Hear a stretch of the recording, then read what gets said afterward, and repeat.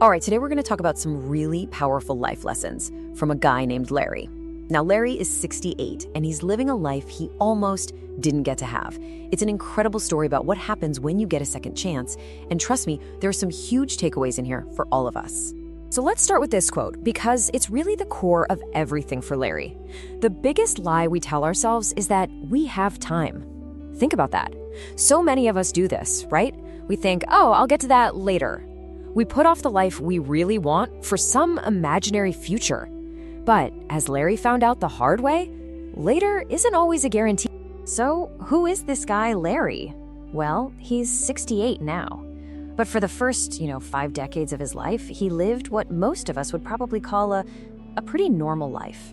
He was basically on autopilot, just checking off the boxes that society tells you to check, but not really truly living for himself.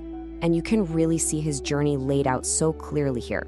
From birth to age 50, those are what he calls the autopilot years, just going through the motions.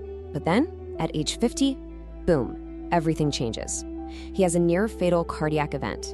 This was his wake-up call, the moment that just shattered everything and kicked off the next 18 years, what he calls his intentional years, a period where he literally had to relearn how to live from scratch. All right, let's dive into the first big lesson he learned, and it's all about the myth of someday. You know, that idea that someday I'll do this, someday I'll be happy. It's a trap, and it's one a lot of us fall into, especially when it comes to our work. So Larry noticed this pattern, right?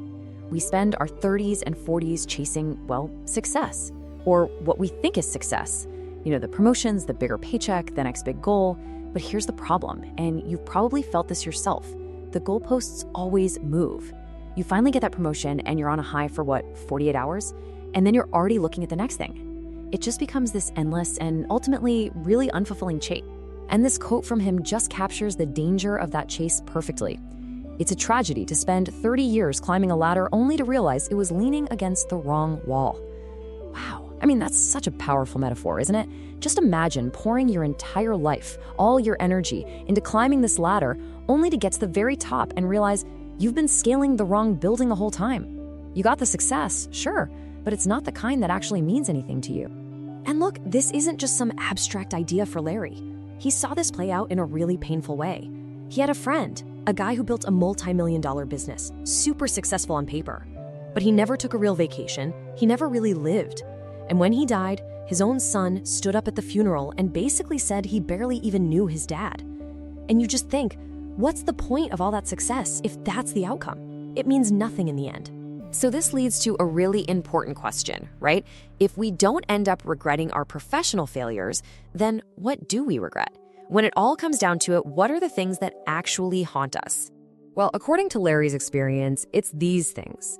It's the trip to Japan you never booked. It's that relationship with your brother or sister that just kind of deteriorated. It's the book you always said you were going to write. It's the Sundays you were too busy to call your parents. You're not lying awake at night thinking about some business deal that went south 20 years ago. You're thinking about the personal stuff, the human connections, the experiences you put off. It's always about the roads you didn't take. Okay, so Larry didn't just figure out what was wrong. He actually did something about it. He took this hard-earned lesson and completely rebuilt his life around it.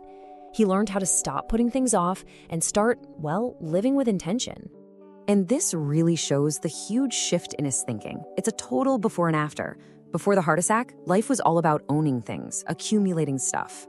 After, it became 100% about experiencing things. And even more than that, about creating memories. He basically traded a life of materialism for a life of, experiences. So how did he actually do it? Well, it sounds simple, but it's incredibly profound. It was a 2-step process. Step 1, he learned to say no. No to all the stuff that was draining him, the obligations he felt he had to do. And step 2, just as important, he learned to say yes. Yes to all the things he had been putting off for decades.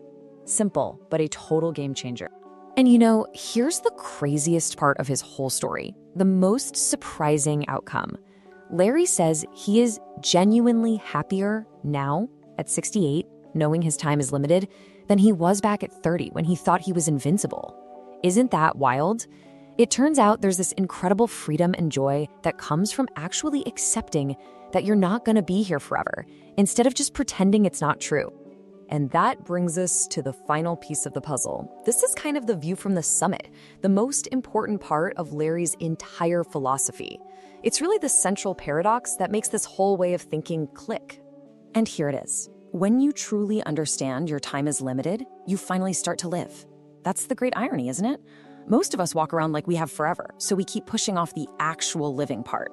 But it's only when you really truly get that your time is this precious, finite thing that you finally get the motivation to use every single second of it. Larry has this really beautiful metaphor to explain it. He says living on autopilot is like climbing a massive, incredible mountain, but you spend the entire climb just staring at your feet, just focused on the next step and the next step and the next. You never look up. But living with intention, that's when you finally stop, lift your head, take a deep breath, and actually see the breathtaking view from the top. You see the horizon. So really, it all just boils down to this one simple truth. That someday you're waiting for, the perfect time to start really living, to take that trip, to write that book, to call your parents, it's never gonna come. The only time you've got is right now. Someday isn't someday on the calendar. Someday is today. So, we're gonna leave you with the same question that Larry asks everyone he talks to. And it's a tough one. If you died tomorrow, would you be satisfied with the life you've lived so far? I know it's a confronting question, but maybe it's the most important one we could ever ask ourselves.